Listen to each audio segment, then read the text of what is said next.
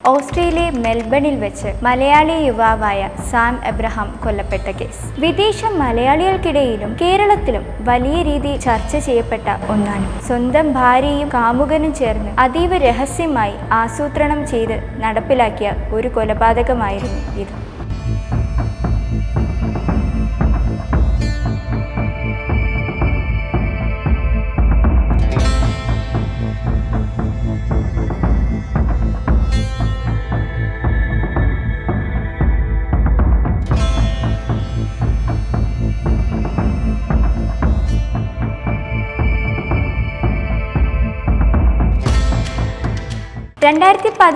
October 13 മെൽബണിലെ എപ്പിങ്ങിലുള്ള വീട്ടിൽ വെച്ചാണ് കൊല്ലം സ്വദേശിയായ സാം എബ്രഹാം 33 വയസ്സ് മരണപ്പെടുന്നത്. രാവിലെ നോക്കുമ്പോൾ വായിൽ നിന്നും നുരയും പതയും വന്ന നിലയിൽ സാം കിടക്കയിൽ മരിച്ചു കിടക്കുകയായിരുന്നു. പെട്ടെന്നുണ്ടായ ഹൃദയാഘാതം മൂലമാണ് സാം മരിച്ചതെന്നാണ് ഭാര്യ സോഫിയ എല്ലാവരെയും വിശ്വസിപ്പിച്ചത്. സ്വാഭാവിക മരണമാണെന്ന് കരുതി മൃതദേഹം നാട്ടിലെത്തിച്ചെങ്കിലും സംസ്കരിക്കുകയും ചെയ്തു. എന്നാൽ ഓസ്ട്രേലിയൻ പോലീസ് നടത്തിയ പോസ്റ്റ്മോർട്ടം റിപ്പോർട്ട് വന്നതോടെയാണ് കഥ മാറിയത്. സാമിന്റെ ശരീരത്തിൽ മാരകമായ സൈനൈഡിന്റെ അംശം ഉണ്ടായിരുന്നു. ഈ വിഷം ഉള്ളിൽ ചെന്നാണ് മരിച്ചതെന്ന് പോലീസ് കണ്ടെത്തി. പ്രതികളെ പിടിക്കാൻ ഓസ്ട്രേലിയയിൽ പോലീസ് അതീവ രഹസ്യമായ നീക്കങ്ങളാണ് നടത്തിയത്. സാമിന്റെ ഭാര്യ സോഫിയയെയും അവരുടെ സുഹൃത്തായ അരുൺ കമലാസനെയും പോലീസ് മാസങ്ങളോളം നിരീക്ഷിക്കുകയും അവരുടെ ഫോൺ കോളുകൾ പരിശോധിക്കുകയും ചെയ്തു. അണ്ടർ കവർ പോലീസുകാരെ ഉപയോഗിച്ച് അരുണുമായി സൗഹൃദം സ്ഥാപിക്കുകയും ചെയ്തു. ഒടുവിൽ രഹസ്യ പോലീസുകാരനോട്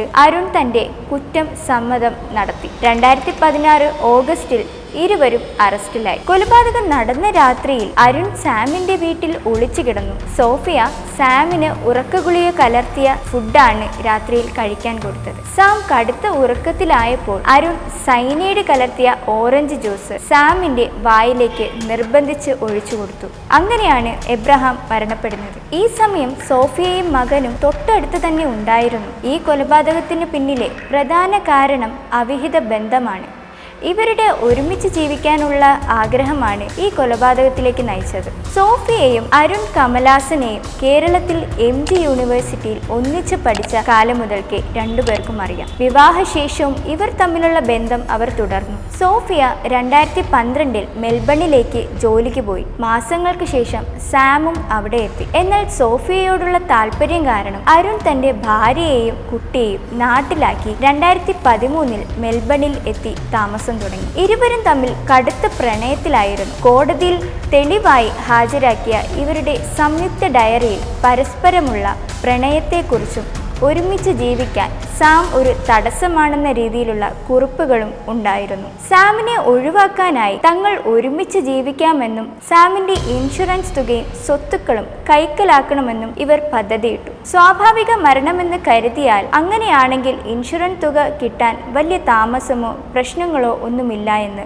അവർക്ക് തോന്നി. സ്വാഭാവിക മരണത്തിൽ ആർക്കും സംശയം തോന്നില്ലെന്ന് കരുതിയെങ്കിലും കൊലപാതകം അവസാനം തെളിഞ്ഞപ്പോൾ രണ്ടുപേരുടെയും കള്ളി വെളിച്ചത്തായി. 2018 ജൂണിൽ ഓസ്ട്രേലിയൻ സുപ്രീം കോടതി ഈ കേസിൽ അന്തിമ വിധി പ്രഖ്യാപിച്ചു. കൊലപാതകത്തിന്റെ പ്രധാന സൂത്രധാരനായ അരുൺ കമലാസന് 27 വർഷം തടവ് ശിക്ഷ വിധിച്ചു. 23 വർഷം കഴിഞ്ഞേ പരോൾ ലഭിക്കുകയുള്ളൂ. ഭർത്താവിനെ ചതിച്ച് കൊലപ്പെടുത്താൻ കൂട്ടുനിന്ന ഭാര്യയ്ക്ക്, അതായത് സോഫിയയ്ക്ക് 22 വർഷം തടവ് ശിക്ഷയും വിധിച്ചു. 18 വർഷത്തിനു ശേഷമേ പരോൾ ലഭിക്കുകയുള്ളൂ. ഈ കേസ് പുറത്തു വന്ന സമയം കേരളീയ സമൂഹത്തിലും ആഗോള മലയാളി കമ്മ്യൂണിറ്റിയിലും ഉണ്ടായ പ്രതികരണങ്ങൾ വലിയ രീതിയിലുള്ള ചർച്ചകൾക്കും വഴിയൊരുക്കി. പ്രധാനമായും 4 രീതിയിലാണ് ഈ കേരളത്തിലെ ജനങ്ങൾ പ്രതികരിച്ചത്. വിദേശത്ത്, പ്രത്യേകിച്ച് ഓസ്ട്രേലിയ പോലുള്ള കടുത്ത നിയമങ്ങളുള്ള രാജ്യത്ത് ജീവിക്കുന്ന ഒരു മലയാളി കുടുംബത്തിൽ ഇത്തരമൊരു കൊലപാതകം നടന്നു എന്നത് മലയാളികൾക്ക് വിശ്വസിക്കാൻ പറ്റുന്നില്ലായിരുന്നു. തുടക്കത്തിൽ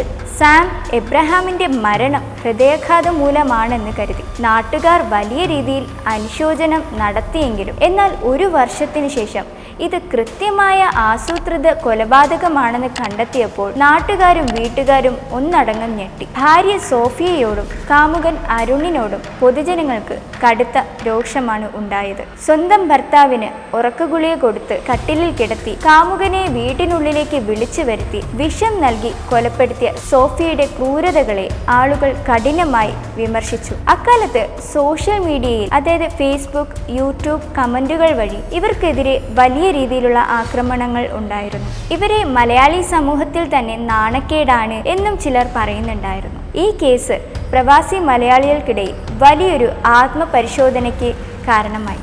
വിദേശ രാജ്യത്ത് ജോലി ചെയ്യുന്ന ദമ്പതികൾക്കിടയിൽ ഏകാന്തത, പരസ്പര വിശ്വാസമില്ലായ്മ, അവിഹിത ബന്ധങ്ങൾ എന്നിവയെക്കുറിച്ച് മാധ്യമങ്ങളിലും കുടുംബങ്ങളിലും വലിയ ചർച്ച നടന്നിരുന്നു. നല്ലൊരു ജീവിതം കെട്ടിപ്പടുക്കാൻ വിദേശത്ത് പോയിട്ട് ഒടുവിൽ ഇത്തരം കെണികൾക്കിടയിൽ ചെന്ന് ചാടുന്നവർക്കെതിരെ പലരും മുന്നറിയിപ്പുകൾ നൽകുമായിരുന്നു. കേരളത്തിലെ ജനങ്ങൾ ഓസ്ട്രേലിയൻ പോലീസിന്റെ അന്വേഷണ മികവിനെ ഒരേ സ്വരത്തിൽ പ്രശംസിച്ചു. യാതൊരു സംശയം തോന്നാത്ത രീതിയിൽ സംസ്കരിച്ച ഒരു മൃതദേഹത്തിൽ നിന്ന് അതീവ രഹസ്യമായി അന്വേഷണം നടത്തി. 1 വർഷത്തോളം പ്രതികളെ കെണിയൊരുക്കി നിരീക്ഷിച്ചു പിടിക്കുകയായിരുന്നു പോലീസിന്റെ രീതി. മലയാളികളെ അത്ഭുതപ്പെടുത്തിയതും ആ ഒരു രീതികൾ തന്നെയാണ്. കേരളത്തിലായിരുന്നെങ്കിൽ ഇത്രയും ശാസ്ത്രീയമായി ഈ കേസ് തെളിയിക്കുമോ എന്ന് പോലും പലരും ചർച്ച ചെയ്തിരുന്നു. പിന്നീട് വർഷങ്ങൾക്ക് ശേഷമാണ് കേരളത്തെ ഞെട്ടിച്ച കൂടത്തായി സൈനൈഡ് കൊലപാതകങ്ങൾ അരങ്ങേറുന്നത്. സ്വന്തം കുഞ്ഞിനെ അടുത്ത് കിടത്തി ഭർത്താവിനെ കൊലപ്പെടുത്തിയ സോഫിയോട് കേരളത്തിലെ അമ്മമാരും പൊതുജനങ്ങളും ഒട്ടും ദയവില്ലാത്ത രീതിയിലാണ് പ്രതികരിച്ചത്. പ്രണയത്തിന് വേണ്ടി എന്തും ചെയ്യാൻ മടിക്കാത്ത മനുഷ്യ മൃഗങ്ങളായിട്ടാണ് ഇന്നും കേരളീയർ ഈ പ്രതികളെ കാണുന്നത്. വീഡിയോ ഇഷ്ടപ്പെട്ടാൽ മറക്കാതെ ലൈക്ക് ചെയ്യുക, ഷെയർ ചെയ്യുക, സപ്പോർട്ട് ചെയ്യുക, സബ്സ്ക്രൈബ് ചെയ്യുക. അടുത്ത നല്ലൊരു വീഡിയോയിൽ വീണ്ടും കാണാം.